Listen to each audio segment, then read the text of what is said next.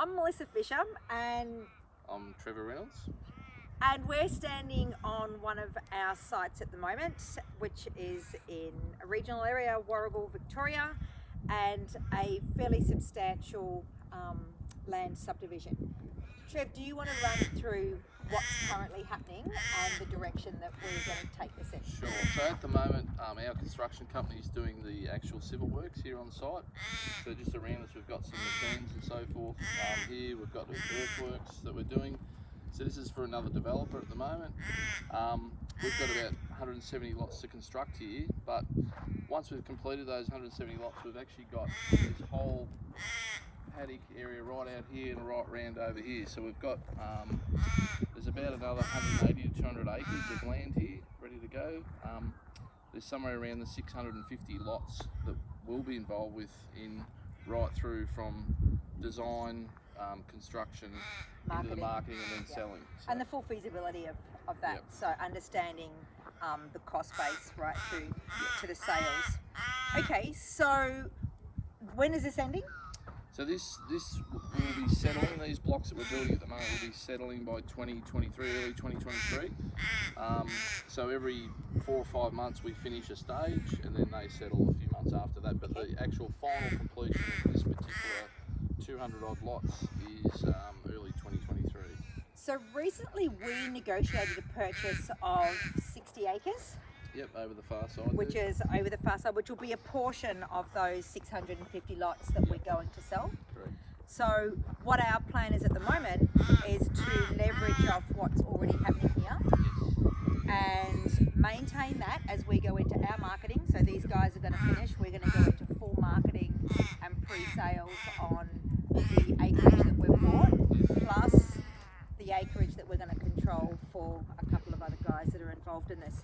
So some of the big positives out of this, maintaining land affordability, because we take it from purchase, construction, and then control the marketing and sales at the other end. And also, as the market changes and people's requirements change, so we can, as we go through the design process, we can actually change lot sizes to suit. So, you know, here in regional Victoria, lots have been traditionally bigger, but as land affordability changes and people are moving from the suburbs, the expectation of larger lots is no longer there. And the demographic as well, 100%. Understanding that demographic and what they actually want, not what we're used to creating or what other people say that is available to them.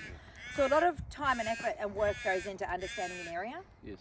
And understanding what's not just happening now, but what's coming. People that want to shift in. And from a marketing and a pre-sale and sale perspective, that's fairly important. It is. From a design perspective, right up front, that's really important. So we're pretty lucky. I said we actually do live here, but just because you live in an area doesn't mean to say you understand it exceptionally well, does it? So it takes time and effort to get into that. The costings on this, the financial side, are fairly important. Yep. From right from the very beginning. So our negotiation on purchase, which is we actually created a bit of a time lapse with that. So we're not buying the land right up front. No, so we're coming to agreements with some of these sales. So we're actually agreeing to purchase where we pay a deposit, and then we have settlements down the track, and that coordinates with when the land will be developed and released. So that works out really well from the seller's perspective as well as us as a buyer, so they get premium money for their land. But we can also, for us, it means it's affordable for us to take control on those it, jobs. and we don't have a lot of holding costs and stuff. And then the other one is here.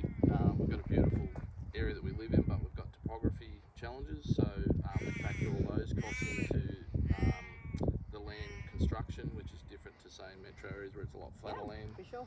But we factor that it's all part of the design to also get the best of what we can see, all these views and so forth. So, and that's part of the value adding that we add to the lots to get the best outcomes, but also making sure that our costings are all considered as part of that, so that when we sell that block of land for the amount, that there's also costs in there, etc. It's a team effort though, isn't it? We have relationships with a lot of the other consultants that are required to take it from start to finish, but also agents that we work with from a marketing and a sales perspective. So it's not about, it is all done by one person. It's absolutely a relationship building perspective, and including other agents in the area definitely have a desire and a demand for product as well. That's right, and I guess that leads on to why we're wanting to do our agents Yeah. license, isn't it? Look, when I look at that, I see the holistic approach from start purchase negotiation all the way through to the other end of sales, and working in with people that are coming into the area, creating the ultimate product for that point in time, meeting the market at an affordable rate. So it's not just about consistently increasing price. It's about making sure that the product that you deliver and are selling to someone else, they can afford it. They're not locking themselves into something that's unachievable. So it keeps a nice flow. It keeps things moving. It keeps growth happening in an area. It allows families to own their own home. All of those sort of things. And the other one is too, with us, I guess, being able to take on the sales aspect, is that we can actually meet the sales with the actual development speed. So we can actually match that right through. So we can work out from the purchase of the initial land, the design, the physical construction, right through to sales. We can actually match those timeframes really well by looking after the whole. So both of us have been in business for more years than what I can admit, actually. But in saying that, there's been a lot of experience then from the financial side of things, budget managing, feasibility, all of that aspect. And when we look at pre-sales, trust accounts, bonds, those sort of things, both of us have had a vast amount of experience in it, even when we're looking at dealing with councils and bonds and retentions and things like that. So it's not new ground. No, it's now just bringing it into a start to finish concept where we get to deliver a product at the end in a time frame that we've been able to manage and with affordability to ensure that buyers getting the very best for their dollar.